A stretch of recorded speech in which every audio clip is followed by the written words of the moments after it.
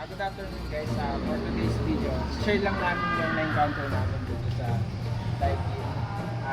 Non-inverter siya. Ang nangyari, umaandar si indoor, tapos aandar ang pan nito, pero hindi aandar ang compressor. So it means hindi siya lumalamig sa loob kahit na nakaset na siya ng pinakamababang 16, 17, o 18. So naging upon checking namin na nakita namin is ito, magnetic contactor na single phase.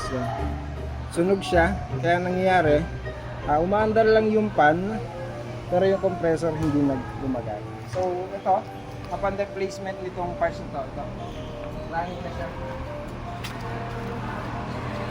Umaandar na si pan, umaandar na rin si compressor. So kapag ka maka-encounter kayo ng ganito na Daikin na non-inverter na may magnetic contactor, umaandar yung fan pero hindi umaandar ang compressor, check nyo po yung magnetic contactor.